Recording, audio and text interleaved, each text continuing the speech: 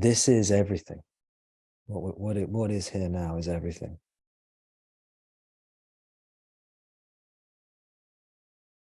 If we start to think that there are other things outside, then our mind will create those things and our mind will go there.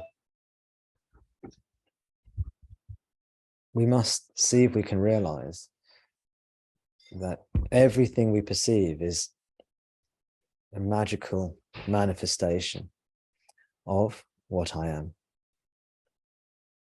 When I say I am, you can say I am as well, meaning you.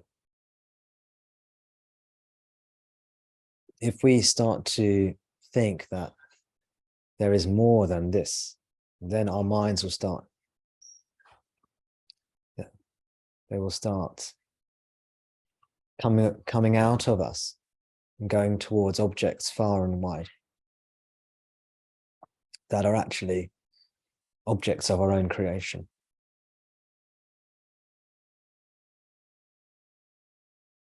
But if we can say to ourselves, there is only this here, that's it. There is only this moment here, that's it. Then this can allow our attention, instead of being externalized, to settle and come back to itself.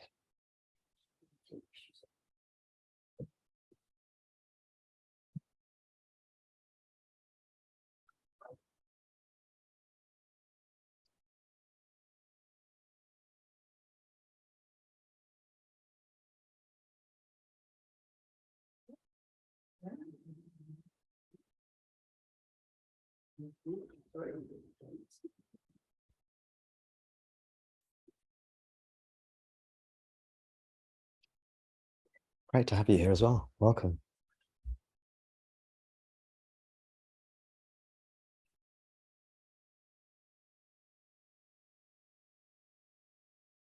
So at first we can say this is all there is, just this moment, just what's happening around us.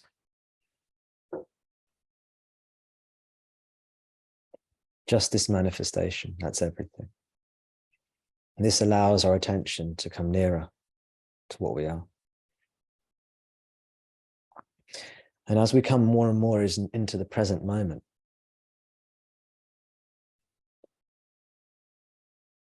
instead of the objects being the focus, the sense of presence or being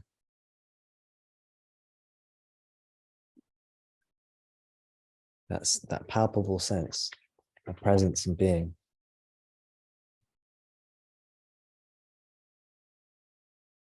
We can allow that to become more and more of our focus. It's not that that presence and being becomes our focus. It's not that we are focusing on it.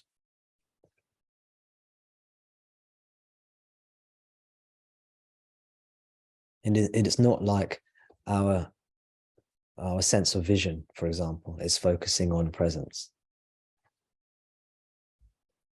Or our sense of hearing is focusing on presence.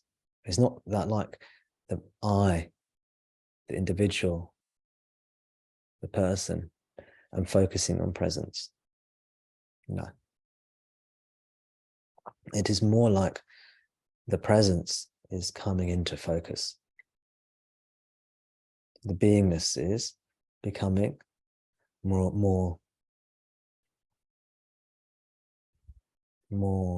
preponderant,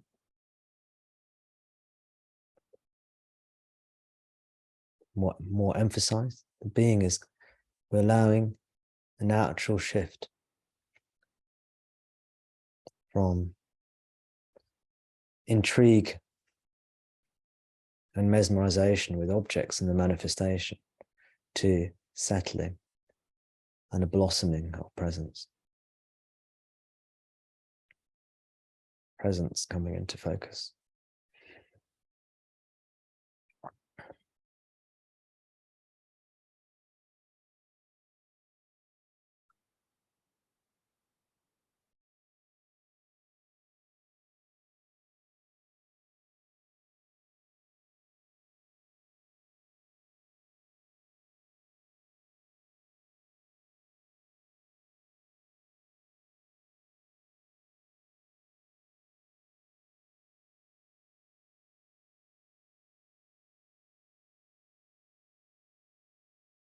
It's more of a noticing of what is already there, rather than you trying to become aware of something. And then this sense of presence arises more and more. And the sense of manifestation fades into that. And we can just stay there.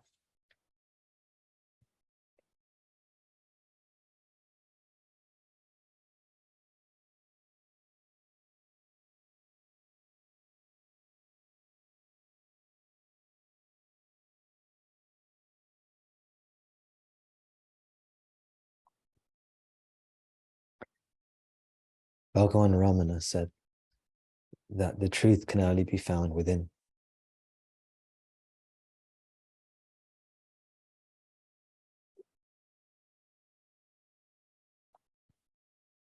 He said, you can know all these things around you, but it's empty knowledge. The knowledge of things around you is false knowledge. False knowledge means it's not knowledge. Like 2 + 2 = 5. That's false knowledge. Yeah, you get a cross next to that. It's false. It's wrong. It's incorrect.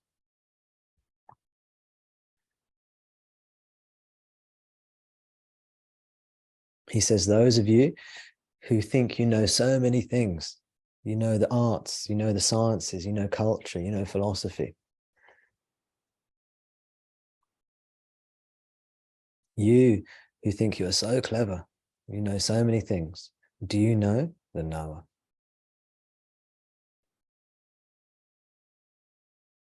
Do you know that which you are?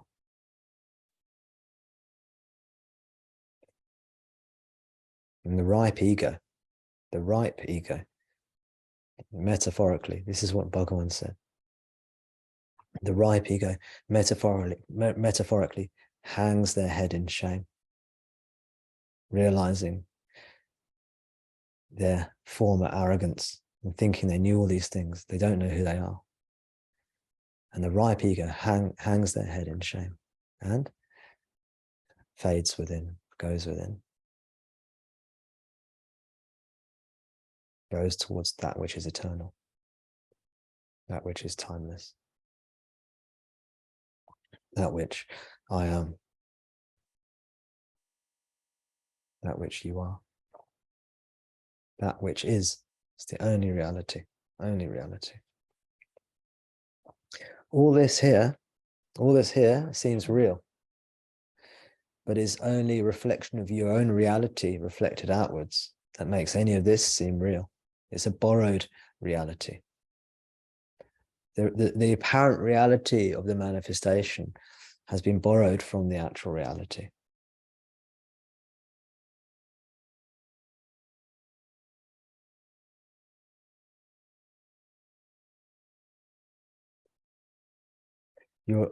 Everybody knows their own reality. Everybody knows their own reality. And then it is projected outwards. You sense you are real, not the body mind. You sense that you are real. And then you transfer that sense of reality onto the body mind and onto the world.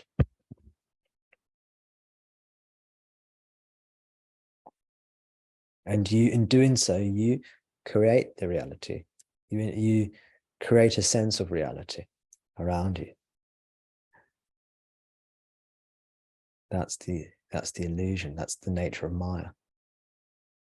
Maya doesn't have any power in and of herself. It's all borrowed from what you are. It gets all its energy from you. So when we stop giving Maya or the devil or the manifestation our energy,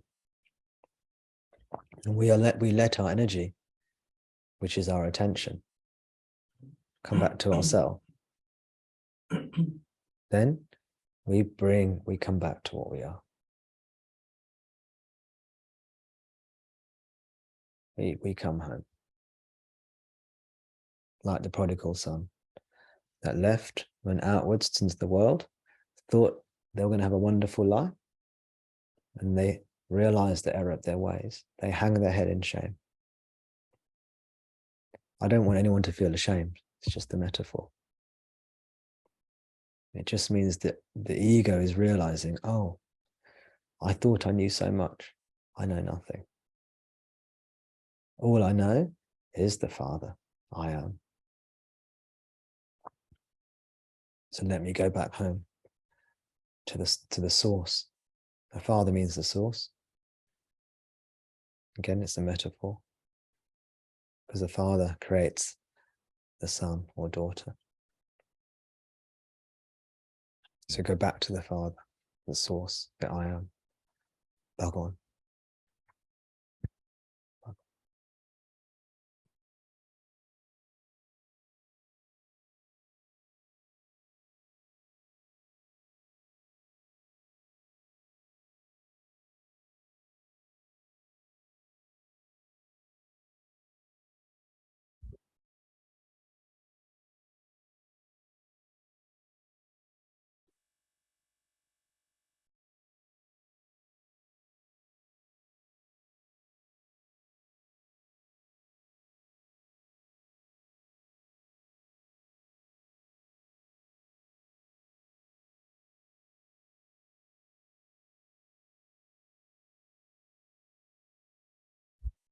So wherever we are, whatever you're doing in your daily life, whatever you're doing, wherever you are, no matter how preoccupied you are with what's happening or what's apparently happening, you always are. That presence, that beingness is always there. Sometimes you're overlooking it, other times you're not, but it's always available to come back to in your daily life.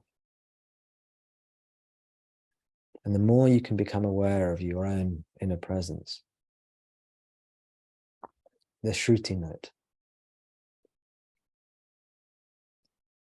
that one consistent being that is always present in every experience.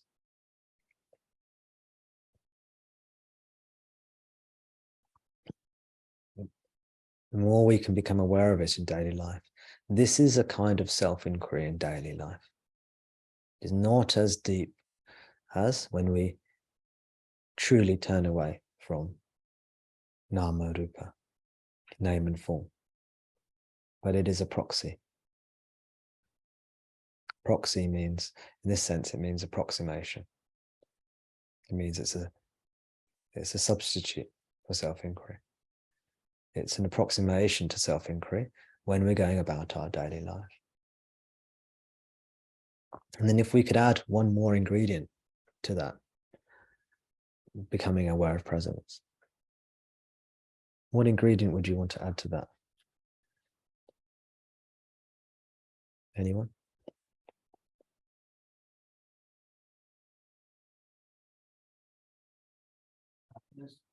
Happiness, yes, exactly. I was going to say love.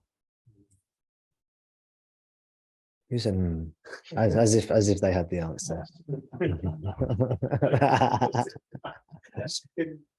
What I was going to say. Love, yeah. There was one, isn't there?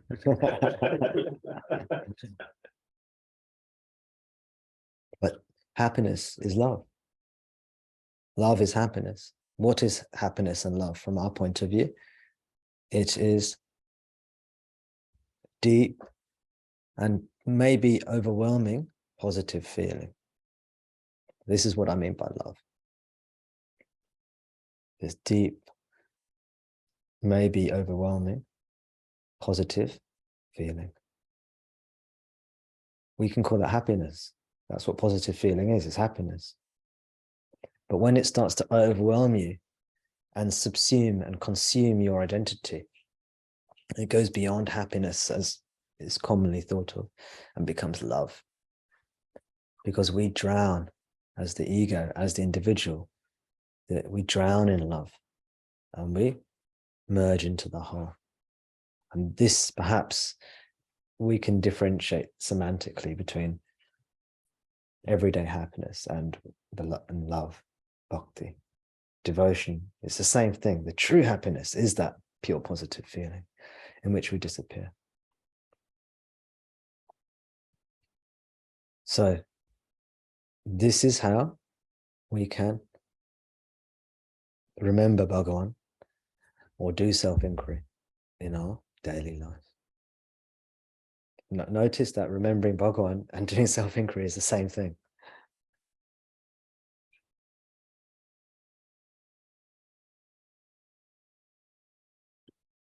I've said to you already, people who are here in Kingston with me, I've said already that please just relax and be yourselves. It doesn't matter if you make a bit of noise or whatever, just feel comfortable. This meeting is an informal meeting. It means we don't have to be too pious or observe any formalities. We can just relax and be here together.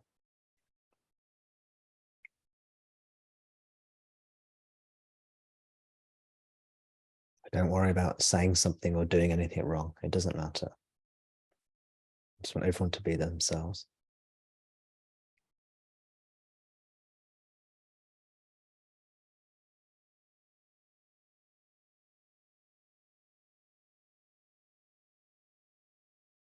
So talking about being yourself, if you allow the body-mind, this thing here, the body-mind to be itself, just to be itself, then that means we're not suppressing, we're not contorting, we're not trying to shape and mold the body-mind to fit a certain image. We're not trying to be spiritual, we're not trying to be super, super nice or super, super spiritually advanced or anything like this. We're just allowing the body-mind to be the body-mind. Now, isn't this terribly worldly? Just to be talking about the body-mind in this way? Yes and no. See, through allowing the body-mind to be itself, and through not worrying too much about the social airs and graces and how people perceive you, it takes a huge strain off living in this society, social world. You see? We don't have to concern ourselves too much with our image and our thoughts and our, image management, brand management, our own brand, maybe we all have maybe many of us at least have our own brand.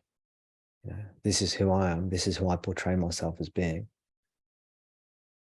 You want to act in a way that's in concordance with your brand and not at odds with the brand you're trying to push forwards, In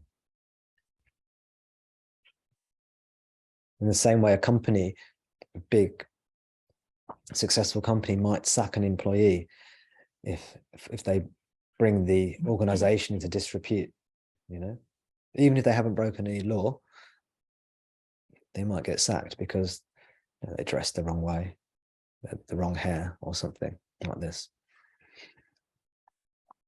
In the same way, maybe we try and manage our own brand, our own self-image. But if we just allow the body-mind to be and trust the intelligence of the body-mind, this can free a lot of bandwidth, a lot of our attention, energy.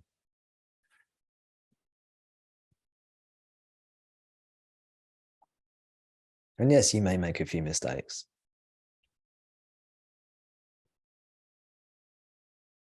So what? Naturally, you're going to try your best.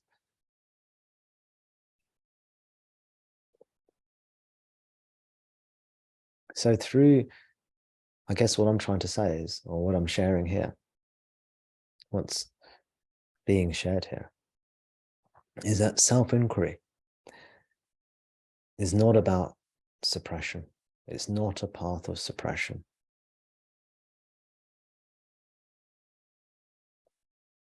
It's not a path of pushing an aspect of the humanity away. It's not about forcing. It's about love, happiness, and coming home.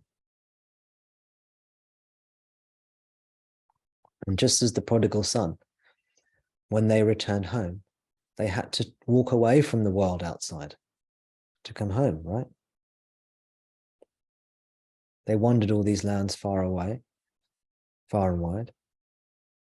And then in order to come back home, they had to leave those lands to come back home. In the same way, we come back home to ourselves.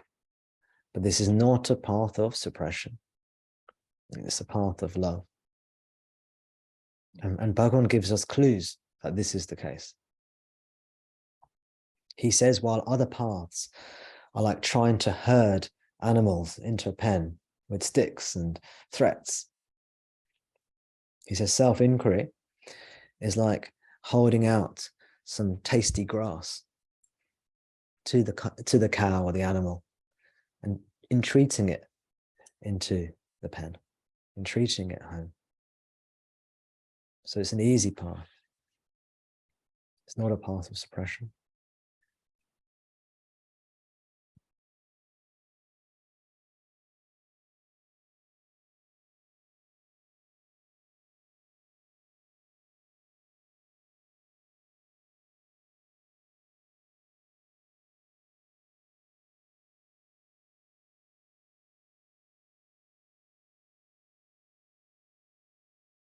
All we have to do is come back to ourselves as we truly are, not the body-mind, but that which we truly are. And please trust that you know how to do this already.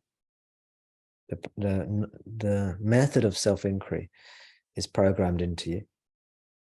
It's intuitive, as is self-knowledge, as is the entire spiritual path. So when we surrender to Bhagavan, we allow him to do everything for us. He will also teach us self-inquiry directly.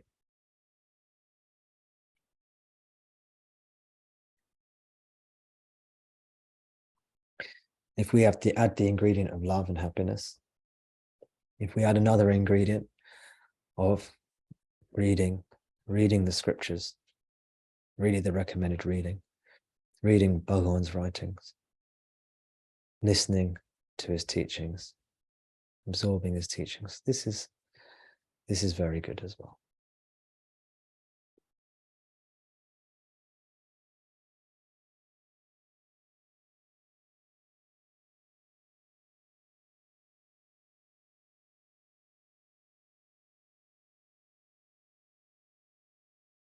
But remember, when the eyes are open, when your eyes are open, everything here is Bhagavan. This is Bhagavan. This is it. When you see other people around you, just see Bhagavan. That's all everyone is. It's just Ramana. That's what I am. That's what you are. That's what everything is. That's what everything is.